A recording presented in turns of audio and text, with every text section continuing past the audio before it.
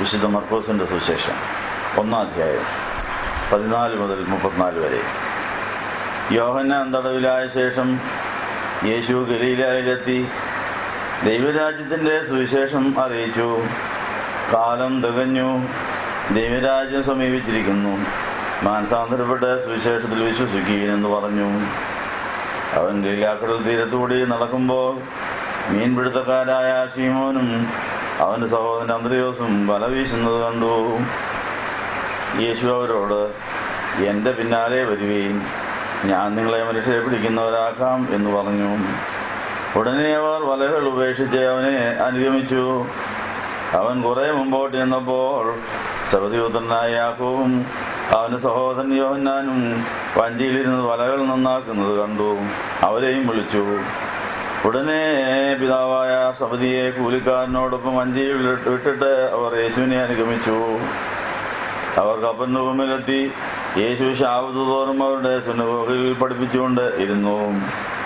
ജനങ്ങൾ അവൻ്റെ ഉപദേശത്തിൽ വിസ്മയിച്ചു. എന്നാൽ അവരുടെ വേദപണ്ഡിതന്മാരെ പോലെയല്ല, അധികാരി എന്ന പോലെയാണ് അവരെ അവൻ പഠിപ്പിച്ചത്. അവരുടെ സുന്നഗോഗിൽ ദുരാത്മാവ് ബാധിച്ച ഒരു മനുഷ്യനുണ്ടായിരുന്നു. അവൻ അട്ടഹസിച്ചുകൊണ്ട്, നസ്രാനായ യേശുവേ, ഞങ്ങളോട് നിനക്ക് എന്ത് കാര്യം? ഞങ്ങളെ നശിപ്പിക്കാൻ നീ വന്നിരിക്കുന്നോ? നീ ആരെന്ന് എനിക്കറിയാം, ദൈവത്തിൻ്റെ പരിശുദ്ധൻ തന്നെ എന്ന് പറഞ്ഞു. യേശുവിനെ ശാസിച്ചുകൊണ്ട്, മിണ്ടാതിരിക്കുക, ഇവനിൽ നിന്ന് വിട്ടുപോകുക എന്ന് പറഞ്ഞു. അപ്പോൾ ആ ദുരാത്മാവ് ആ മനുഷ്യനെ മറിച്ചിട്ട് അലറിക്കൊണ്ട് അവനെ വിട്ട് മാറി. എല്ലാവരും വിസ്മയഭരിതരായി. ഇതെന്തൊരു പുതിയ ഉപദേശം! അശുദ്ധാത്മാക്കൾ പോലും ഇവൻ അധികാരത്തോടെ ആജ്ഞാപിക്കുകയും അവ അനുസരിക്കുകയും ചെയ്യുന്നല്ലോ എന്ന് പരസ്പരം പറഞ്ഞു. യേശുവിൻ്റെ കീർത്തി ഗലീലാ ദേശമൊക്കെയും വേഗത്തിൽ വ്യാപിച്ചു. അനന്തരം യേശു സുനഗോഗിൽ നിന്ന് പുറപ്പെട്ട് യാക്കോബിനോടും യോഹന്നാനോടും കൂടെ ശീമോൻ അന്ത്രയോസ് എന്നിവരുടെ ഭവനത്തിൽ ചെന്നു. ശീമോന്റെ അമ്മ പനി പിടിച്ച് കിടക്കുകയായിരുന്നു. അവർ അവളെക്കുറിച്ച് യേശുവിനോട് പറഞ്ഞു. അവൻ അകത്ത് നിന്ന് കൈക്ക് പിടിച്ച് അവളെ എഴുന്നേൽപ്പിച്ചു. ഉടനെ പനി അവളെ വിട്ടുമാറുകയും അവൾ അവരെ ശുശ്രൂഷിക്കുകയും ചെയ്തു. സൂര്യാസ്തമയത്തോടെ സകല രോഗികളെയും ദുരാത്മാക്കൾ ബാധിച്ചവരെയും യേശുവിൻ്റെ അടുക്കൽ കൊണ്ടുവന്നു. നഗരവാസികൾ മുഴുവൻ തന്നെ വാതിൽക്കൽ വന്നുകൂടി. വിവിധ രോഗങ്ങൾ ബാധിച്ചിരുന്ന വളരെ പേരെ അവൻ സുഖപ്പെടുത്തി. അനേകം ദുരാത്മാക്കളെ പുറത്താക്കുകയും ചെയ്തു. ദുരാത്മാക്കൾക്ക് അവനെ പറ്റി അറിയാം എന്നതുകൊണ്ട് ഒന്നും സംസാരിക്കുവാൻ അവൻ അനുവദിച്ചില്ല. സ്വല്പസമയിരിക്കാം. വിശുദ്ധ മർക്കോസിന്റെ സുവിശേഷം 1-ാം അധ്യായത്തിന്റെ 14 മുതൽ 34 വരെയുള്ള ഈ വേദഭാഗം കർത്താവിന്റെ മാമോദിസ പെരുന്നാളിന് ശേഷമുള്ള 1-ാം ഞായറാഴ്ച സന്ധ്യയ്ക്ക് വായിക്കേണ്ടതാണ്. ഇന്ന് സന്ധ്യയ്ക്ക് വായിക്കേണ്ടതെന്ന് ഇപ്പം തന്നെ നമ്മൾ ഇന്ന് വായിക്കുന്നു. ധനവായുടെ ശേഷമുള്ള 1-ാം വാരത്തിൽ കർത്താവിൻ്റെ 30-ാം വയസ്സിലെ സ്നാനത്തിന് ശേഷമുള്ള പരസ്യ ശുശ്രൂഷയുടെ ഓരോ രംഗങ്ങൾ നമ്മൾ കാണുകയാണ്.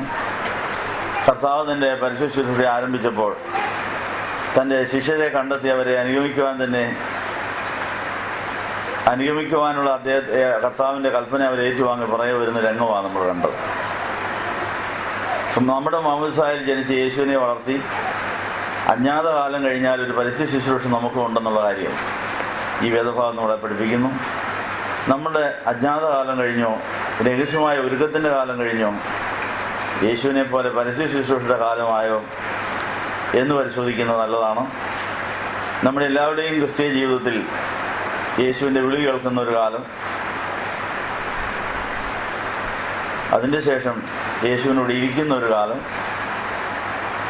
ഇരിപ്പ് കഴിഞ്ഞ് എഴുന്നേൽക്കുന്ന ഒരു കാലം, എഴുന്നേറ്റ ശേഷം നിയോഗപ്രകാരം കർത്താവിൻ്റെ വേലയ്ക്ക് പരിശീലനത്തിനായി അയക്കപ്പെടുന്ന ഒരു കാലം, അതെല്ലാം കഴിഞ്ഞതിന് ശേഷം കർത്താവിൻ്റെ കുരിശിൻ്റെ ചുവട്ടിൽ നിൽക്കുന്ന ഒരു സമയം, ഉയർത്തെഴുന്നേറ്റ് യേശുവിനെ കണ്ടതിന് ശേഷം സ്വർഗാരോഹണം ചെയ്ത യേശുവിനെയും കൂടെ കണ്ടതിന് ശേഷം ബന്ധിക്കുസിക്ക് വേണ്ടി കാത്തിരിക്കുന്ന ഒരു കാലം, ആത്മനിറവ് ലഭിച്ച ശേഷം അപ്പോസ്തലരായി ലോകത്തിൻ്റെ അറ്റങ്ങളോളം അയക്കപ്പെടുന്ന ഒരു കാലം. ഏതാ നമ്മുടെ കാലം? കർത്താവ് 30-ാം വയസ്സിൽ യോഹന്നാൻ തടവിലായ ശേഷമാണ് ഗലീലയിൽ എത്തുന്നത്. കർത്താവിൻ്റെ സുവിശേഷത്തിൻ്റെ തുടക്കം എങ്ങനെയായിരുന്നു? ദൈവരാജ്യം ദൈവത്തിന്റെ സുവിശേഷം അറിയിച്ചപ്പോൾ കാലം തികഞ്ഞു എന്ന് പറഞ്ഞാണ് വേല തികച്ചത്. അപ്പോൾ കാലം തികഞ്ഞ കാര്യം നമുക്ക് തിരിച്ചറിയാൻ കഴിയുന്നുണ്ടോ? നമ്മുടെ ജീവിതത്തിലും പല കാര്യങ്ങളുടെയും കാലം തികയണം. കാലം തികഞ്ഞിട്ടുണ്ടോ? നമ്മൾ പല കാര്യങ്ങളും ആഗ്രഹിക്കാറുണ്ട്, പക്ഷെ അത് തികവിലാണോ എന്ന് പരിശോധിക്കുന്നത് നല്ലതാണ്. എല്ലാ കാലത്തും ഒരു കാലമുണ്ടെന്നുള്ള കാര്യം ജ്ഞാനിയായ ശലോമോൻ പറഞ്ഞിട്ടുണ്ട്. എല്ലാത്തിനും ഒരു കാലമുണ്ട്. ആ വിവേചനം നമുക്കുണ്ടോ? ഇത് ഏതിൻ്റെ കാലമാണ്? ഇന്ന് എന്തിൻ്റെ കാലമാണ്? ഇന്ന് തികഞ്ഞ കാലം ഏതാണ്? ഇതൊക്കെ തിരിച്ചറിഞ്ഞാൽ കാലത്തികവെങ്കിൽ നടക്കുന്ന കാര്യങ്ങൾ നമുക്ക് ആസ്വദിക്കാൻ സാധിക്കും. കാലം തികയുന്നതിന് മുമ്പ് എന്തെങ്കിലും ആഗ്രഹിക്കുകയോ ചെയ്യുകയോ ചെയ്താൽ യാതൊരു ആസ്വാദനവും അതിൽ നിന്നുണ്ടാകുകയില്ല, അസ്വസ്ഥത മാത്രമേ ഉണ്ടാകുകയുള്ളൂ. കൃഷിയുടെ ഭാഷയിൽ പറഞ്ഞാൽ ഒരു ചെടിയോ ഒരു വൃക്ഷമോ വളരുന്നൊരു കാലം, അതിൽ മൊട്ട് വിരിയുന്നൊരു കാലം, അത് പുഷ്പിക്കുന്നൊരു കാലം, ഫലമെടുക്കുന്ന കാലത്തെ ഫലം ആസ്വദിക്കാൻ സാധിക്കുകയുള്ളൂ. ഇതുപോലെ നമ്മുടെ ജീവിതത്തിൽ ആത്മഫലം വിളഞ്ഞ് അത് മറ്റുള്ളവർക്ക് കൊടുക്കുന്ന കാലമായോ, അതോ അതിനെ വളർത്തുന്ന കാലമാണോ, അതോ പുഷ്പിക്കുന്നതിന് മുമ്പുള്ള മൊട്ടായിരിക്കുന്ന സമയമാണോ, ഇതെല്ലാം തിരിച്ചറിഞ്ഞെങ്കിൽ മാത്രമേ നിങ്ങൾക്ക് എന്നും ആസ്വദിക്കാൻ സാധിക്കുകയുള്ളൂ, സന്തോഷിക്കാനൊക്കെ ഉള്ളൂ എന്നാണ് പറഞ്ഞിരിക്കുന്നത്. പിതാവ് കാലത്തെങ്കിൽ പുത്രനെ ഭൂമിയിലേക്ക് അയച്ചു. 30 കൊല്ലം തിന്മയെ തള്ളി നന്മയെ തെടുക്കാൻ പ്രായമാകുന്നവരെ തൈരും തേനും കൊണ്ട് ഉപജീവിച്ചു. കാലം തികഞ്ഞു. സമയമായപ്പോൾ യോർദാൻ നദിയിൽ ഇറങ്ങി മനുഷ്യജാതിക്ക് മുഴുവൻ ഞാൻ മരിച്ചു ഉയർത്തെഴുന്നേറ്റ് കൊള്ളാമെന്നുള്ള പിതാവിൻ്റെ സന്നിധിയിലെ വാക്കൊന്നുകൂടെ പുതുക്കി. ആ പുതുക്കൽ ഒരു പ്രവൃത്തിയിൽ കൂടിയാണ് കാണിച്ചു കൊടുത്തത്. വെള്ളത്തിൽ മുങ്ങിപ്പൊങ്ങി കാണിച്ചു. ഞാൻ ഇതുപോലെ മരിച്ച് പാതാളത്തിൽ പോയി അവിടെ പോയിരിക്കുന്നവരുടെ ആ പ്രാണനെ കൊണ്ട് വീണ്ടെടുത്ത് ഇവരുടെ എല്ലാം പ്രാണനെയും കൊണ്ട് പിതാവിൻ്റെ സന്നിധിയിൽ വന്നവരെ കാഴ്ചവെക്കുന്നതാണ്. അങ്ങനെ പിതാവിൻ്റെ ദുഃഖം ഞാൻ തീർക്കാം എന്ന് യുഗങ്ങൾക്ക് മുമ്പേ ആയിരക്കണക്കിന് വർഷങ്ങൾക്ക് മുമ്പേ പിതാവിനോട് പറഞ്ഞ കാര്യം ഞാൻ അത് തന്നെ ചെയ്തോളാമെന്ന് വാക്ക് പറഞ്ഞപ്പോൾ ഒരു വലിയ പ്രസാദം ഉണ്ടായി. അപ്പോൾ ദൈവപ്രസാദം നേടണമെങ്കിൽ നമ്മൾ ദൈവത്തിൽ പറഞ്ഞിരിക്കുന്ന വാക്കുകൾ പാലിക്കാം എന്ന് ഉറപ്പിച്ച് പറയണം. മാമോദിസായിൽ നമ്മൾ ഒത്തിരി വാക്കുകൾ പറഞ്ഞിട്ടുണ്ട്. പിശാചിനെ ഉപേക്ഷിച്ച് തന്നെ അവൻ വേണ്ട, അവൻ്റെ വഴിയൊന്നും വേണ്ട, ഞാൻ മെശിഹായെ സ്വീകരിച്ചതാണ്, അവൻ മാത്രം മതി. ഈ കാര്യം നമ്മൾ എല്ലാ യാമപ്രാർത്ഥനകളിലും ആവർത്തിച്ച് ചൊല്ലുന്നു. നമ്മളുടെ വിശ്വാസ പ്രമാണം ചൊല്ലിയുള്ളതായ പ്രാർത്ഥനയുടെ സമാപനം നമ്മളുടെ ദൈവസന്നിധിയിലുള്ളതായ പ്രതിജ്ഞകളുടെ പുതുക്കലാണ്. അപ്പോൾ ദൈവപ്രസാദം നമുക്ക് ലഭിക്കുന്നുണ്ടോ? കാലം തികഞ്ഞു എന്ന് പറഞ്ഞ് ദൈവരാജ്യം സമീപിച്ച കാര്യം അറിയിച്ചുകൊണ്ടാണ് കർത്താവ് തൻ്റെ വേല പരസ്യമായിട്ട് ആരംഭിക്കുന്നത്. നമ്മൾക്ക് ദൈവരാജ്യം സമീപസ്ഥമാണോ അതോ ദൈവരാജ്യം അകത്താണോ, നമ്മൾ ദൈവരാജ്യത്തിൻ്റെ അകത്തായോ, ഇതും പരിശോധിക്കേണ്ടിയിരിക്കുന്നു. നൂറ്റാണ്ടുകൾക്ക് മുമ്പ് ദൈവരാജ്യത്തിൻ്റെ സാമീപ്യമാണ് കർത്താവ് ആദ്യം അറിയിച്ചത്. നമുക്ക് ദൈവരാജ്യത്തിൻ്റെ സാന്നിധ്യമോ സാമീപ്യമോ തിരിച്ചറിയാൻ കഴിഞ്ഞിട്ടുണ്ടോ?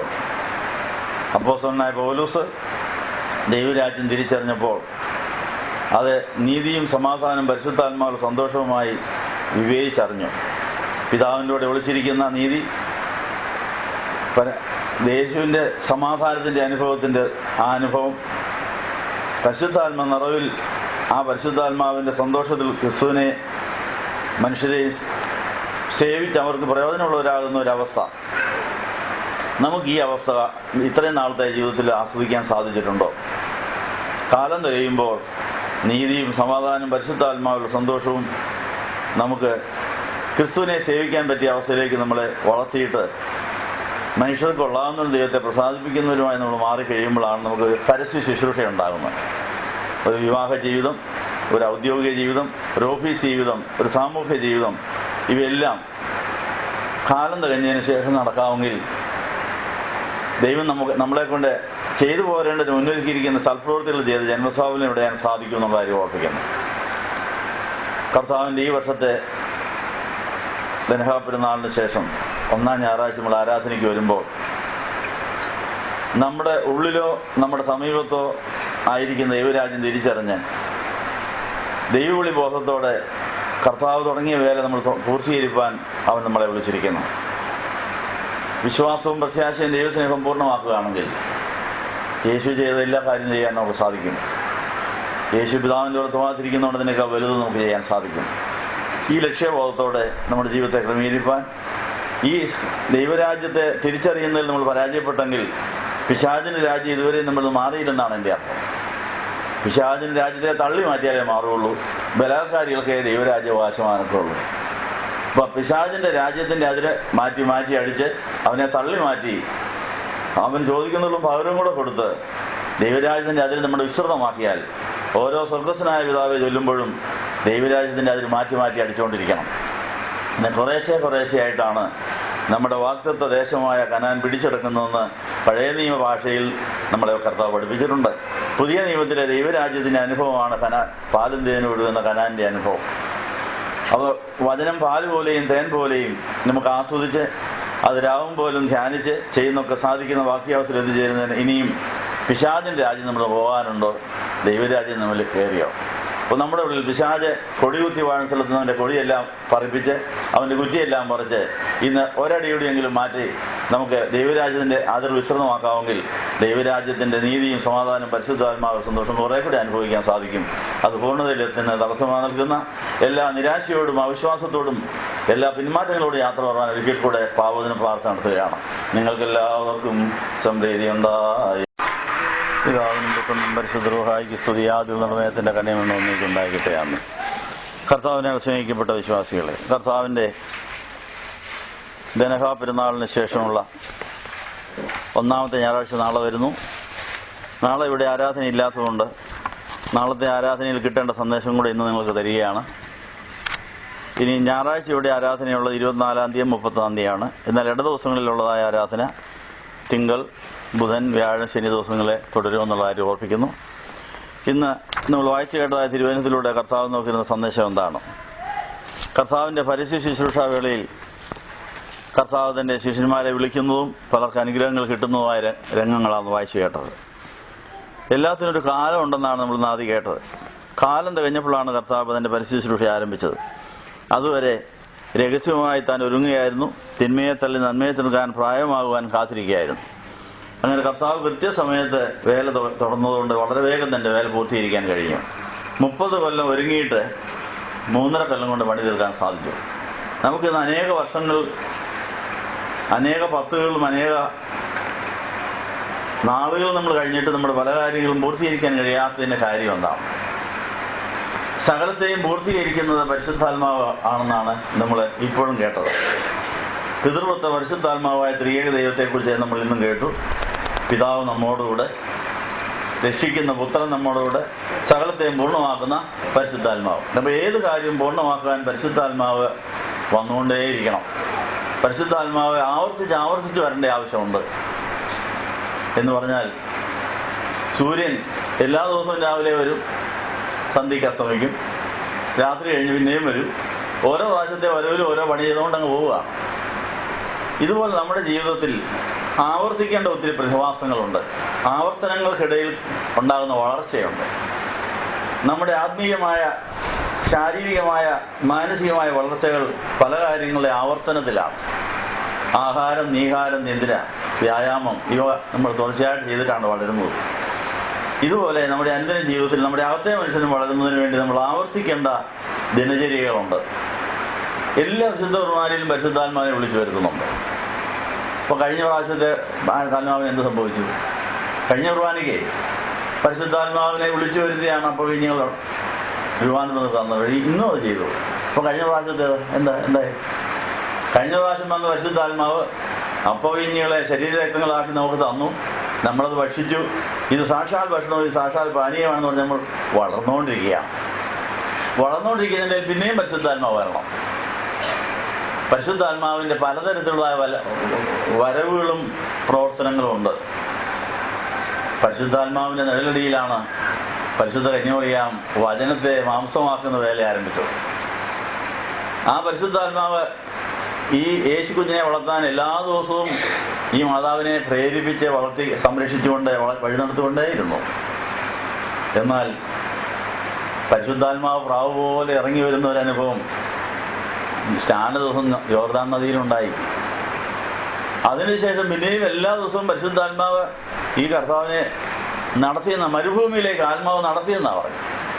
അപ്പം നടത്തിപ്പിനുള്ള വരവ്, പലതരത്തിലുള്ള വരവുകളും പോക്കുകളും ഉണ്ടെന്നുള്ള കാര്യം അറിയുക. ജീവിതം എന്ന് പറഞ്ഞാൽ വരവുകളും പോക്കുകളും, വരത്ത് പോക്കുകളാണ് അല്ലേ? വരവും പോകും, ഇതിൻ്റെ ഇടയിലാണ് ഓരോ കാര്യങ്ങൾ നടക്കുന്നത്. അപ്പം നിങ്ങൾ ഓരോ പ്രാവശ്യത്തെ പള്ളിയിൽ പോകലും ധ്യാനമന്ദിരത്തിൽ പോകലും പല കാര്യങ്ങൾ ദൈവാത്മാവ് നടത്തിക്കൊണ്ടിരിക്കുകയാണ്. എല്ലാ ദിവസവും കാലം തികയുന്ന കാര്യങ്ങളുണ്ട്. ഇന്ന് കാലം തികയുന്ന കാര്യം ഇന്ന് പരിശുദ്ധാത്മാവ് പൂർത്തീകരിക്കുള്ളൂ. ചിലത് തുടങ്ങിത്തരും, ചിലത് തുടരാൻ പറയും, ചിലത് പൂർത്തീകരിക്കാനും പറയും. ഇന്ന് ഏതാണെന്നുള്ള കാര്യം തിരിച്ചറിഞ്ഞോണം. അപ്പോൾ എല്ലാ ദിവസവും പുത്തനായി തോന്നും, എല്ലാ കുർബാനയും പുത്തനായിരിക്കും, എല്ലാ പോക്കുവരവുകളും രസകരമായിരിക്കും. എന്തിനാ പോകുന്നത് അറിയാതെ പോയാൽ പഴിഞ്ഞായിരിക്കും പോകുന്നത്. എന്തിനാ പോകുന്നത്, എന്നാ ഗുണം എന്നൊക്കെ പറഞ്ഞു പോയാൽ ആ പോക്ക് പാഴായി പോകുന്നുള്ള കാര്യം ഓർപ്പിക്കുന്നു. അപ്പോൾ ഓരോ ദിവസത്തെ വരവിൻ്റെയും പോക്കിൻ്റെയും ഇടയിൽ എന്ത് സംഭവിക്കുന്നുവെന്ന് പരിശുദ്ധാത്മാവോട് ചോദിച്ചാൽ വചനത്തിലൂടെയും നല്ല പ്രേരണകളിലൂടെയും ദർശനങ്ങളിലൂടെയും ദൈവം നമ്മളോട് സംസാരിച്ചുകൊണ്ടേയിരിക്കുന്ന കാര്യം ഓർപ്പിക്കുന്നു. അപ്പോൾ കർത്താവ് 30 കൊല്ലം രഹസ്യമായി പരിശുദ്ധാത്മാവിൻ്റെ നിഴലടിയിൽ വളർന്നു. എന്നാൽ സ്നാനത്തിന് ദിവസം പരിശുദ്ധാത്മാവിന് ചിറകടി താഴോട്ട് പറന്നിറങ്ങി വരുന്നത് കണ്ടു. അത് കഴിഞ്ഞ് പെന്തിക്കോസ്തിയുടെ അന്നേരമായപ്പോൾ 120 പേർക്ക് അത് കാറ്റടിയായിട്ടാണ് വന്നത്. തീജ്വാലയായിട്ടും കാറ്റായിട്ടും വന്നു. അത് കഴിഞ്ഞപ്പോഴാണ് അവർക്ക് അപ്പോസ്തലത്വം ലഭിച്ചത്. അതുവരെ അവർ കർത്താവിൻ്റെ ശിഷ്യരായിരുന്നു. ശിഷ്യത്വത്തിൽ നിന്ന് അപ്പോസ്തലത്വത്തിലേക്ക് അവർക്ക് പ്രൊമോഷൻ കിട്ടി. അപ്പോൾ യേശു ചെയ്തതും ചെയ്തതിനേക്കാൾ വലിയ കാര്യങ്ങൾ ചെയ്ത് ആരോടും സുവിശേഷം പറയാനുള്ള ലൈസൻസ് കിട്ടി. അപ്പോൾ പെന്തിക്കോസ്തിക്ക് മുമ്പ് എല്ലാവരോടും പറയാൻ ലൈസൻസ് ഇല്ലായിരുന്നു. പറയുന്നോട് മാത്രമേ പറയാവൂ, പറഞ്ഞതേ പറയാവൂ, പറഞ്ഞിട്ട് വേഗം നിന്ന് വരണമായിരുന്നു. അപ്പോൾ അപ്പോസ്തലന്മാർ ഈരണ്ടായിട്ട് പറഞ്ഞപ്പോൾ ഇന്നടത്ത് പോയാൽ മതി, ഇന്ന പോലെ പോയാൽ മതി, ഇന്നോട് പറയണ്ട, ഇന്നത് ചെയ്യണ്ട, ഇന്നത് എഴുതിച്ച് വരാൻ പറഞ്ഞു. അത് ശിഷ്യത്വത്തിൻ്റെ കാലയളവിലെ സുവിശേഷ വേലയാണ്. ഇനി 2 തരം സുവിശേഷ വേലകളുണ്ട്. ശിഷ്യത്വത്തിൻ്റെ പരിശീലനത്തിന് വേണ്ടിയുള്ള സുവിശേഷ വേലയുണ്ട്. അപ്പോസ്തലത്വം പ്രാപിച്ചു കഴിഞ്ഞ് എല്ലാവരോടും സുവിശേഷം പറഞ്ഞ് എല്ലായിടത്തും പോയി എല്ലാ വേലയും ചെയ്യാൻ പറ്റിയ ലൈസൻസ് കിട്ടുന്ന സമയത്ത് ചെയ്യുന്ന വേലയുണ്ട്. ഇതിലേതാ ഇപ്പോൾ നമ്മുടെ എന്നുള്ളത് തിരിച്ചറിഞ്ഞോളൂ. അപ്പം അങ്ങനെ ഒരു വിവേചന വരം നമുക്ക് വേണമെന്നുള്ള കാര്യം ഓർമ്മിക്കുന്നു. അപ്പോൾ കർത്താവിൻ്റെ 30-ാം വയസ്സിലെ പരസ്യ ശുശ്രൂഷ രംഗത്തെയാണ് ഇപ്പം നമ്മളിവിടെ കാണുന്നത്. നമുക്ക് ഇതുപോലെ ഒരു പരസ്യ ശുശ്രൂഷയുടെ കാലമുണ്ട്. അതിന് പരിശുദ്ധാത്മാവിൻ്റെ പ്രത്യക്ഷമായ വരവും ചിറകടിയും ആവശ്യമാണെന്നുള്ള കാര്യം ഓർമ്മിക്കണം. അതുവരെ നിങ്ങൾ കാത്തിരിക്കണമെന്നാണ് പറഞ്ഞതിൻ്റെ അർത്ഥം. പരിശുദ്ധാത്മാവിൻ്റെ വേലകൾ എല്ലാവരിലും ഒരുപോലെയല്ല, ഒരേ സമയത്തല്ല നടക്കുന്നത്. ഒരേ സമയത്ത് പരിശുദ്ധാത്മാവിൻ്റെ വേലകൾ പല വിധത്തിലായിരിക്കുന്ന സമൂഹത്തെ നമുക്ക് കാണാൻ സാധിക്കും. കർത്താവ് കാലം തികഞ്ഞപ്പോൾ ദൈവരാജ്യത്തിൻ്റെ സന്ദേശം കൊടുത്തുകൊണ്ട് തൻ്റെ പരസ്യ ശുശ്രൂഷ ചെയ്തപ്പോൾ അതിൻ്റെ അനുഭവ ഭോക്താക്കൾ, അതിൻ്റെ ഗുണഭോക്താക്കൾ പല തരത്തിലുള്ളവരായിരുന്നു. അത് കാണിക്കാൻ വേണ്ടിയാണെന്ന് മർക്കോസിന് സുവിശേഷം 1-ാം അധ്യായം 14 മുതൽ 34 വരെ നമ്മൾ വായിച്ചത്. കർത്താവ് കാലം തികഞ്ഞു, ദൈവരാജ്യം സമീപിച്ചു എന്ന് പറഞ്ഞ് സുവിശേഷത്തിൽ വിശ്വസിക്കണം, മാനസാന്തരപ്പെടണം എന്നൊക്കെ പറഞ്ഞ് തൻ്റെ വേല ആരംഭിച്ചപ്പോൾ തൻ്റെ ശിഷ്യരാകാനുള്ളവരെയാണ് ദൈവം ആദ്യം, തൻ്റെ കൂടെ നടക്കാനുള്ളവരെ പോയി ആദ്യം കണ്ടെത്തുകയാണ്. അവൻ ഗലീല കടൽത്തീരത്തോട് നടന്നു പോകും. മീൻപിടുത്തക്കാരായ ശീമോനും സഹോദരൻ അന്ത്രയോസും വല വീശുന്നത് കണ്ടു. അപ്പോൾ ദൈവാത്മാവ് പറഞ്ഞു, ഇവരുടെ മീൻപിടുത്തം തീരാൻ പോവുക, ഈ മനുഷ്യപിടുത്തത്തിനുള്ള ട്രെയിനിങ് കൊടുക്കേണ്ട സമയമായെന്ന് പറഞ്ഞു. ആ സന്ദേശം കേട്ടിട്ടാണ് അവരെ വിളിച്ചത്, ചുമ്മാതെ വിളിച്ചതല്ല. അതിനു മുമ്പ് 30 കൊല്ലം അവരെ വിളിക്കാൻ ഒരുങ്ങിയിട്ടാണ് അന്ന് വിളിച്ചത്. അവിടെ നഷ്ടപ്പെട്ടു പോയ പ്രാണനെ വീണ്ടെടുത്തതിൻ്റെ കയ്യിൽ ആക്കിയത് കൊണ്ടാണ് ഇവർക്ക് വരണമെന്ന് തോന്നിയത്. നമ്മളാരെങ്കിലും വിളിച്ചാൽ വരാത്തതിൻ്റെ കാര്യം തന്നെ നമുക്ക് അവർക്ക് കൊടുക്കാൻ നമ്മുടെ കയ്യിൽ ഇല്ല. അതുകൊണ്ടാണ്. ഒരു ഉദാഹരണം പറഞ്ഞാൽ, ഒരാളുടെ കയ്യിൽ ബാങ്കിൽ നിന്ന് പോയിട്ട് വന്നപ്പോൾ ലക്ഷക്കണക്കിന് രൂപ ഉണ്ടെന്നിരിക്കട്ടെ, അതൊരു ബാഗിനകത്തുണ്ട്. പോയ വഴിക്ക് അത് കയ്യിൽ നിന്ന് പോയി, അവരറിഞ്ഞില്ലെന്നിരിക്കട്ടെ. പുറകെ വന്നയാളുടെ കയ്യിൽ അത് കിട്ടി. ആ ബാഗിൽ അവിടെ അഡ്രസ്സ് എഴുതി വെച്ചിട്ടുണ്ട്. അപ്പം ആരുടേതാണെന്നുള്ളത് പുറകെ വന്നയാൾക്ക് മനസ്സിലായി. അയാൾ ഈ ആളോട് സ്നേഹമുള്ള ആളാണ്, വിശ്വസ്തരാണെങ്കിൽ എന്ത് ചെയ്യുക? ഇയാളെ പോയി പിടിച്ചിട്ട് ഈ ഇരിക്കുന്ന ബാഗ് ആരുടെയാണെന്നറിയാവോ? അയ്യോ, എൻ്റെ കയ്യിൽ നിന്ന് പോയതാ. നിങ്ങളുടെ കയ്യിൽ എങ്ങനെ കിട്ടി? എനിക്ക് വഴി ഇന്നടുത്ത് കിടന്ന് കിട്ടിയതാ, നിങ്ങളുടെ അഡ്രസ്സ് കണ്ടുകൊണ്ട് ഞാൻ വന്നതാ. അതുകൊണ്ട് ഞാനിത് എൻ്റെ കയ്യിൽ കിട്ടിയെന്നും നിങ്ങൾക്കത് തിരിച്ചേൽപ്പിച്ചെന്നുള്ള ഒരു തെളിവ് വേണം. അതുകൊണ്ട് ഞാൻ പോലീസ് സ്റ്റേഷനിലോട്ട് പോവുകയാണ്, ഞാനത് അവിടെ ഏൽപ്പിക്കാൻ പോവാ, നിങ്ങൾ അവിടെ നിന്ന് വാങ്ങിച്ചോളാൻ പറഞ്ഞാൽ ഇയാൾ പോവുമോ? പോവും. കാര്യം എന്നാ? എൻ്റെ പൈസ കയ്യിൽ നഷ്ടപ്പെട്ടു, ഇയാളുടെ കിട്ടി, ഞാനായിട്ട് നിങ്ങൾക്ക് തരുന്നില്ല. നിങ്ങളുടെ നഷ്ടപ്പെട്ടെങ്കിൽ ഞാനത് പോലീസ് സ്റ്റേഷനിൽ കൊണ്ട് കൊടുക്കുകയാണ്. നിങ്ങൾ പോലീസ് സ്റ്റേഷനിലോട്ട് പോവാ, ഞാനിത് അവിടെ ഏൽപ്പിക്കും, നിങ്ങളെ അടയാള സഹിതം പറഞ്ഞ് കൈപ്പറ്റിക്കോണം എന്ന്. ഒരേ പേരുകാരുമാണ് കാണാൻ സാധ്യതയില്ലേ? ഒരേ ബാഗിൽ പല പേര്, ഒരേ പേരിലുള്ളവർക്ക് പണം നഷ്ടപ്പെടാൻ സാധ്യതയുണ്ട്. നിങ്ങളേതാണിപ്പോൾ നിങ്ങൾ പറയുന്നത്, ഞാൻ നിങ്ങളെ കണ്ടുപിടിച്ചു, പക്ഷേ എനിക്കതൊന്നുകൂടെ വെരിഫൈ ചെയ്യണം. അപ്പോൾ നിങ്ങൾ ഐഡന്റിറ്റി കാർഡ് കൊണ്ട് കൊടുത്ത് നിങ്ങൾ തന്നെയാണെന്ന് തെളിയിച്ച് വാങ്ങിച്ചുകൊണ്ട് പോകണം പറഞ്ഞാൽ ഈ ആള് ഈ കയ്യിൽ പൈസ ഉണ്ടെന്ന് അറിഞ്ഞപ്പോൾ പറയുന്നതൊക്കെ ചെയ്യുമെന്നാണ് പറഞ്ഞതിൻ്റെ അർത്ഥം. എന്താ, എന്നെ നഷ്ടപ്പെട്ടു പോയ സാധനം ഇയാളെ കിട്ടി, ഇനി അയാൾ പറയുന്ന കേട്ടെങ്കിലേ എനിക്കത് കിട്ടുകയുള്ളൂ പറഞ്ഞതിൻ്റെ അർത്ഥം മനസ്സിലാകും. അപ്പം നമുക്ക് ആരെങ്കിലും നേടണമെങ്കിൽ അവിടെ നഷ്ടപ്പെട്ട സാധനം നമ്മൾ കൈക്കലാക്കണം. അതായതാണെന്നറിയാമോ? ലോകത്തേക്കാൾ വിലയുള്ള പ്രാണൻ, ലോകത്തേക്കാൾ വിലയേറിയ പ്രാണനെ ഉപവസിച്ചും പ്രാർത്ഥിച്ചും ജാഗരിച്ചും ദൈവ നിയോഗത്താൽ നമ്മുടെ കിട്ടുകയാണെങ്കിൽ ആ മനുഷ്യർക്ക് അത് തിരികെ കൊടുക്കുമ്പോഴാണ് അവർക്ക് നമ്മുടെ സ്നേഹവും അനുസരണവും ഉണ്ടാകും. അത് ചുമ്മാ വാചകടിച്ചാലൊന്നും ആരൊന്നും കേൾക്കുകയില്ല.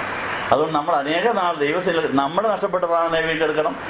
മറ്റുള്ളവരുടെ നഷ്ടപ്പെട്ട പ്രാണനെ വീണ്ടെടുത്ത് കൈക്കലാക്കി അതും കൊണ്ട് പോകാമെങ്കിൽ അവരെ കൈ കാണിക്കാൻ, നിങ്ങളുടെ നഷ്ടപ്പെട്ട സാധനം എൻ്റെ കയ്യിലുണ്ട്, വേണമെങ്കിൽ ഒടയക്കാരൻ്റെ അടുത്തേക്ക് പോവാം, പ്രാണപ്രിയൻ്റെ അടുത്തേക്ക് അല്ലെങ്കിൽ കൂട്ടിക്കൊണ്ട് പോകാം. അങ്ങനെ പ്രാണനാഥനായ യേശുവിൻ്റെ അടുത്ത് പോയി, ഇതെല്ലാം നിന്റെ വകയാണ്, എൻ്റെ കിട്ടി, ഇവർ നഷ്ടപ്പെട്ടത് എൻ്റെ കിട്ടി, ഒടയക്കാരനെ നിന്നെ ഏൽപ്പിച്ചിരിക്കുന്നു, നീ ഇവർക്ക് കൊടുക്കുക എന്ന് പറയുമ്പോൾ അത് കർത്താവ് അവരുടെ വചനം കൊടുത്തിട്ട് അവർക്ക് തിരികെ കൊടുക്കുമ്പോൾ ഈ എടുത്തു കൊടുത്ത ആളിനോടും ഉടയക്കാരനോടും സ്നേഹവും കടപ്പാടും വർദ്ധിക്കുമെന്നാണ് പറഞ്ഞതിൻ്റെ അർത്ഥം. അപ്പോൾ ഉടയക്കാരനെ കൂടാതെ ഒന്നും കൊടുക്കൽ വാങ്ങൽ ചെയ്യാൻ പാടില്ല. അതിനാണ് നമ്മൾ ആരാധന സ്ഥലത്ത് ധ്യാനമന്ദിരത്തിൽ വന്ന് നിങ്ങളെ ഓരോരുത്തരെയും ദൈവസന്നിധിയിലേക്ക് കൊണ്ടുവന്ന് നിങ്ങളുടെ നഷ്ടപ്പെട്ട കാര്യത്തിൻ്റെ ദൈവസന്നിധിയിൽ നിലവിളിച്ച് പറഞ്ഞ് നഷ്ടപ്പെട്ടത് വീണ്ടെടുത്ത് കൊണ്ട് കൊടുക്കാൻ കാണാതെ പോയ ആളിനെ തേടുന്ന പരിപാടി കർത്താവ് നമ്മളെ ഏൽപ്പിക്കും. അപ്പം നഷ്ടപ്പെട്ടു പോയവർക്ക് വേണ്ടി പ്രാർത്ഥിച്ച് അവരുടെ പ്രാണനെ വീണ്ടെടുത്ത് അത് ആരാധന സ്ഥലത്ത് ചെന്ന് കർത്താവിൻ്റെ കൊടുത്ത് കർത്താവിൻ്റെ കയ്യിൽ കൂടെ അങ്ങോട്ട് തിരിച്ചു കൊടുക്കുമ്പോൾ അവർക്ക് വലിയ നന്ദിയായിരിക്കും, അവർക്ക് വലിയ കടപ്പാടുണ്ടായിരിക്കും എന്നുള്ള കാര്യം ഓർപ്പിക്കുന്നു. കർത്താവിന് ഈ പത്രോസിനെയും ഈ സഹോദരൻ അന്ത്രയോസിനെയൊക്കെ വല വീശുന്നത് കണ്ടപ്പോൾ എൻ്റെ പിന്നാലെ വരാൻ പറഞ്ഞപ്പോൾ ചുമ്മാതെ അവരങ്ങ് പോവുകയില്ല. കർത്താവ് ഒരു കാര്യം കൂടെ പറഞ്ഞു, ഞാൻ നിങ്ങളെ മനുഷ്യരെ പിടിക്കുന്നവർ ആക്കാമെന്ന് പറഞ്ഞു. അപ്പം അങ്ങനെ ഒരു ജോലി അവർക്കുണ്ടെന്ന് പറഞ്ഞ് അവരുടെ നഷ്ടപ്പെട്ട പ്രാണനെ അനേക നാൾ ദൈവസന്നിധിയിൽ നിന്ന് പ്രാർത്ഥിച്ചൊരുങ്ങി അവർക്ക് ഇപ്പോൾ ചെയ്യുന്ന ജോലിയേക്കാൾ വലിയൊരു ജോലി കൊടുക്കാമെന്നുള്ള വാഗ്ദാനത്തിലാണ് അവരെ പഴയത് വിട്ടേച്ച് വരുന്നത്. അപ്പോൾ പഴയത് വിട്ടിട്ട് പുതിയത് കിട്ടാൻ വേണ്ടി നമ്മൾ യേശുവിൻ്റെ ശബ്ദം കേൾക്കുന്നവരായാൽ നമുക്ക് എല്ലാം വിട്ട് കർത്താവിൻ്റെ കൂടെ വന്ന് കർത്താവ് ഒരുക്കിയിരിക്കുന്നത് സ്വന്തമാക്കാൻ സാധിക്കും എന്നുള്ള കാര്യം ഇവിടെ ഓർപ്പിക്കുന്നു. അങ്ങനെ നമുക്ക് യേശുവിനെ പോലെ തിന്മയത്തിൽ നന്മയെടുക്കാൻ ഒരു കാലം തികഞ്ഞു കഴിയുകയാണെങ്കിൽ മനുഷ്യർക്ക് കൊള്ളാവുന്നൊരു ദൈവത്തെ പ്രസാദിപ്പിക്കുന്നവരുമായി തീരും. മനുഷ്യർക്കുള്ളാവുന്നൊരു ദൈവത്തെ പ്രസാദിപ്പിക്കുന്നവരുമായി തീരണമെങ്കിൽ നമ്മൾ ക്രിസ്തുവിനെ സേവിക്കണമെന്നാണ് റോമർ 14:17-18 വാക്യങ്ങൾ വായിക്കുന്നത്. ഈ കാലം തികയുകയാണെങ്കിൽ നമുക്ക് മനുഷ്യർക്ക് കൊള്ളാവുന്ന ദൈവത്തെ പ്രസാദിപ്പിക്കുന്നവരുമാകുമ്പോൾ ദൈവവും മനുഷ്യർ നമുക്ക് ജോലി തന്നുകൊണ്ടേയിരിക്കും. തൊഴിലില്ലായ്മ തിരുവർഷം ദൈവം കേൾക്കില്ല. രാത്രിയും പകലും ചെയ്താൽ തീരാത്ത ജോലികൾ നമുക്ക് ദൈവം തരും. ജോലിക്കാർ കുറവ്, ജോലി അധികം എന്നുള്ളതാണ് ദൈവരാജ്യത്തിൻ്റെ പ്രത്യേകത. ഏതാ? വേലക്കാരധികം, കൊയ്ത്തധികം, വേലക്കാരെ ചുരുക്കം. അപ്പം ആ വ്യവസ്ഥിതിയിലേക്ക് നിങ്ങൾ വന്നാൽ തൊഴിലില്ലായ്മ എന്നുള്ളൊരു പ്രശ്നമില്ല. കർത്താവ് നമുക്ക് തൊഴിൽ തന്നുകൊണ്ടേയിരിക്കും. മുമ്പേ രാജ്യവും നീതി അന്വേഷിച്ചാൽ ഉണ്ണാനും ഉടുക്കാനുള്ള നമ്മളെ തേടി വന്നുകൊണ്ടിരിക്കും. ഈ കാര്യമാണ് കർത്താവ് ശിഷ്യന്മാരെ വിളിച്ച് കാണിച്ചു കൊടുത്തത്. ഇപ്പം ശിഷ്യന്മാർക്ക് മീൻപിടുത്തത്തിൽ നിന്ന് മനുഷ്യപ്പെടുത്തിക്കുന്ന ജോലിയിലേക്ക് പ്രൊമോഷൻ കിട്ടി. പക്ഷേ 3.5 കൊല്ലം അവർക്ക് ട്രെയിനിങ് ഉണ്ടായിരുന്നു. പെന്തിക്കോസ് കഴിഞ്ഞാണ് മനുഷ്യപ്പെടുത്തം തുടങ്ങിയത്. പക്ഷേ പത്രോസിന് മീൻപിടുത്തം നിന്നും മനുഷ്യപ്പെടുത്തം തുടങ്ങിയിട്ടില്ലാത്തൊരു കാലം ഉണ്ടായിരുന്നു. മീൻപിടുത്തം നിർത്തി മനുഷ്യപ്പെടുത്തം തുടങ്ങിയിട്ടില്ല. എൻ്റെ ഇടയ്ക്ക് ഒത്തിരി വിഷമിച്ചിട്ടുണ്ട്, ഒത്തിരി പ്രയാസങ്ങൾ അനുഭവിക്കേണ്ടി വന്നു. കാരണം മീൻ പിടിച്ചിട്ടിരുന്ന കാലത്ത് തൻ്റെ അമ്മായിയമ്മയ്ക്കും ഭാര്യയ്ക്കും മക്കൾക്കൊക്കെ എന്നും മീൻ കിട്ടുമായിരുന്നു. വറക്കാനും വയ്ക്കാനും പറ്റിക്കാനും കറി വെക്കാനും ഒക്കെ മീൻ കിട്ടിക്കൊണ്ടിരുന്നു. ഈ പത്രോസിനെ കർത്താവ് പിടിച്ചുകൊണ്ട് പോയപ്പോൾ മീൻ കിട്ടങ്ങ് നിന്നു. അപ്പം അമ്മായിയമ്മയ്ക്ക് ഏറ്റവും അധികം വരുമോ? ആരോട്? കർത്താവിനോട്. ഈ കർത്താവ് വന്ന് എൻ്റെ മരുമോൻ്റെ മീൻപിടുത്തം നിർത്തി, അവനെ പിടിച്ചുകൊണ്ട് പോയി. ഞങ്ങൾക്ക് മീനില്ല, വീട് അനാഥമായി, ഭാര്യയും മക്കളും അനാഥമായി, ഞങ്ങൾക്ക് പട്ടിണിയായി എന്നൊക്കെ പറഞ്ഞ് കർത്താവിന് മഹാപരിഭവമായിരുന്നു. ആ പരിഭവം ഒരു പനിയായിട്ടങ്ങ് മാറി. എന്താ പനിയാണെന്ന് കേട്ടപ്പോൾ കർത്താവ് എന്നാ ചെയ്തു? അങ്ങ് ചെന്ന് കഴിഞ്ഞ് കയ്യെ പിടിച്ച് പൊക്കി എഴുന്നേൽപ്പിച്ച് സുഖം കൊടുത്തു കഴിഞ്ഞപ്പോൾ മനസ്സിലായി, മരുമോനെ പിടിച്ചുകൊണ്ട് പോയാലും വേണ്ടില്ല, എൻ്റെ കയ്യെ പിടിക്കാൻ വന്നല്ലോ എന്നുള്ള സന്തോഷമായി. അപ്പം അങ്ങനെ നമ്മുടെ ജീവിതത്തിൽ യേശു ആദ്യം നമ്മുടെ ജീവിതത്തിലേക്ക് കടന്നു വരുമ്പോൾ ചില നഷ്ടങ്ങളും കഷ്ടങ്ങളും പരിഭവങ്ങളും പരാതികളൊക്കെ ഉണ്ടാകാൻ സാധ്യതയുണ്ട്. ആ കാര്യം ഇവരെ കർത്താവിനെ അറിയിച്ചാൽ മതി. കർത്താവ് അതിനെയും പ്രയോജനപ്പെടുത്തി അവരെ നേടാൻ അത് പ്രയോജനപ്പെടുത്തുന്നു. അപ്പോൾ എല്ലാവരെയും കൂടി ഒരുമിച്ചല്ല വിളിക്കുന്നത്. പത്രോസിനെ വിളിച്ചൊരു കാലം, അമ്മായിയമ്മയെ പിടിച്ച വേറൊരു കാലം, രണ്ടിനും ഇടയ്ക്കൊരു കാലം ഉണ്ടെന്ന് പറയും. അപ്പം ഭർത്താവിനെയും ഭാര്യയും മക്കളും എല്ലാം കൂടെ ഒന്നിച്ചല്ല പിടിക്കുന്നത്. ആദ്യം ഒരാളെ പിടിക്കും, അതിൻ്റെ ശേഷം പരുവും പരാതിയെല്ലാം പലർക്കും ഉണ്ടാവും. അതെല്ലാം കഴിഞ്ഞ് പിന്നെ വേറൊരാളെ പിടിക്കും. ഇതെല്ലാം കർത്താവിനെ അറിയിച്ചുകൊണ്ടിരിക്കണം എന്നുള്ള കാര്യം ഒന്നും അറിയിക്കാൻ മറക്കരുത്. അപ്പോൾ ഈ ഇന്നത്തെ വേദഭാഗത്തിൽ ആ കാര്യമുണ്ട്. പത്രോസിൻ്റെ അമ്മായിയമ്മയ്ക്കും ഭാര്യയ്ക്കും മക്കൾക്കും ഒക്കെ ഒത്തിരി പരിഭവവും പരാതിയൊക്കെ ഉണ്ടായി. മീൻപിടുത്തം നിന്നുകൊണ്ട് മനുഷ്യരെ പിടുത്തോട്ട് തുടങ്ങിയിട്ടുമില്ല. ഇങ്ങനെ ഒരു അവസ്ഥ നമുക്കുണ്ട്. അങ്ങനെ കർത്താവിനെ അനുഗമിക്കാൻ വേണ്ടി ചിലതൊക്കെ വിടും, കിട്ടേണ്ടതൊട്ട് കിട്ടിയിട്ടുമില്ല, വിടേണ്ടത് അങ്ങ് വിടുകയും ചെയ്തു. ഇടയ്ക്ക് ഒരു ക്ഷാമവും അസ്വസ്ഥതയെല്ലാം ഉണ്ടെന്നുള്ള കാര്യം ഓർപ്പിക്കുന്നു. ഇസ്രായേൽക്കാർക്കും അങ്ങനെ പറ്റിയതാണ്. അവർ പാലും തേനും ഒഴുകുന്ന ദേശം കിട്ടുമെന്ന് പറഞ്ഞാണ് മിസ്രയീം വിട്ടു, ചെങ്കടലിൽ കടന്നു. പക്ഷെ പാലും തേനും ഒരു ദേശത്ത് എത്തിയിട്ടില്ല. അവർക്ക് പിന്നെ വരൾച്ചയും കയ്പും അപ്പോൾ 40 വർഷത്തെ മരുഭൂമി കഴിഞ്ഞിട്ടാണ് യോശുവായ്ക്കും കാലേബിനും വാഗ്ദത്തം ചെയ്തതായ പാലും തേനും ഒരു ദേശം കിട്ടിയത്. ഈ അവസ്ഥ പുതിയ നിയമത്തിലുണ്ട്, പഴയ നിയമത്തിലുണ്ട്. അപ്പോൾ ആത്മീയ ജീവിതത്തിൽ കർത്താവിൻ്റെ വാഗ്ദത്തങ്ങൾ കിട്ടുന്നതിന് മുമ്പ് നമ്മൾ ചിലത് ഉപേക്ഷിക്കേണ്ടി വരും, ചിലത് ഉപേക്ഷിക്കേണ്ടി വരും. ആ ഉപേക്ഷിക്കപ്പെട്ടതിന് ശേഷം പറഞ്ഞെടുത്ത് എത്താൻ ഇടക്കാലത്തിൽ നമുക്ക് ക്ഷാമവും രോഗവും കയ്പും അസ്വസ്ഥതയൊക്കെ വരാൻ സാധ്യതയുണ്ടെന്നുള്ള കാര്യം ഓർപ്പിക്കുന്നു. അത് ആരും നിരാശപ്പെടരുത്. അത് ഇതിനകത്തുള്ളതാണെന്ന് അറിഞ്ഞിരിക്കാമെങ്കിൽ ആ കാര്യവും കർത്താവിനെ അറിയിച്ചാൽ ഇടക്കാല ആശ്വാസവുമായിട്ട് കർത്താവ് വരും. ഇങ്ങനെ ഇടക്കാല വേദനകളും സങ്കടങ്ങൾക്കും പരിഹാരം വരുത്തുവാൻ അവൻ നമ്മളെ തേടി വരുമെന്നുള്ളതാണ് ഇന്നത്തെ വേദഭാഗത്തിൻ്റെ പ്രസക്തമായ ഭാഗം. അപ്പം അങ്ങനെ പത്രോസിനെ വിളിച്ചു. പത്രോസിൻ്റെ അമ്മായിയമ്മയ്ക്കും ഭാര്യയ്ക്കും മക്കൾക്കൊക്കെ പരിഭവം ഉണ്ടായി. ആ അസന്തുഷ്ടി രോഗമായി മാറി. സന്തുഷ്ട ഹൃദയം നല്ല ഔഷധമാണെങ്കിൽ തകർന്ന മനസ്സ് അസ്ഥിയെ പോലും തകർത്ത് കളയുമെന്നാണ് പറയുന്നത്. അപ്പോൾ അസന്തുഷ്ടിയിൽ നിന്നുണ്ടാകുന്ന രോഗങ്ങളുണ്ട്. അതും കർത്താവിനെ അറിയിച്ചാൽ കർത്താവ് അവിടെയും വന്ന് സന്തുഷ്ടിയുടെ മരുന്ന് കൊടുത്തുകൊണ്ട് അവരെ സൗഖ്യമാക്കുന്നുള്ള കാര്യം ഓർപ്പിക്കുന്നു. അങ്ങനെ യേശു സിനഗോഗിൽ നിന്ന് പുറപ്പെട്ട് യാക്കോബിനോട് യോഹന്നാനും കൂടെ ശീമോൻ അന്ത്രയോസ് എന്നിവരുടെ ഭവനത്തിൽ ചെന്നു. ശീമോന്റെ അമ്മായിമ്മ പനി പിടിച്ച് കിടക്കുകയായിരുന്നു. അവർ അവളെക്കുറിച്ച് യേശുവിനോട് പറഞ്ഞു. അപ്പോൾ നമ്മൾ യേശുവിനെ അനുഗമിക്കാൻ തീരുമാനിച്ചതുകൊണ്ട് പരിഭവിച്ചവരും പിണങ്ങിയവരും ഇടറിയവരും പതറിയവരുമായവരെ കുറിച്ച് കർത്താവിനെ വിവരം അറിയിച്ചാൽ കർത്താവ് തക്കസമയത്ത് അവരെ സമീപിച്ച് അവരെ അനുഗ്രഹിക്കും, അവരെ ആശ്വസിപ്പിക്കും എന്നുള്ള ഒരു പ്രത്യാശയാണ് ഈ വേദഭാഗത്തിനകത്തുള്ളത്. അവർ അവളെക്കുറിച്ച് യേശുവിനോട് പറഞ്ഞു.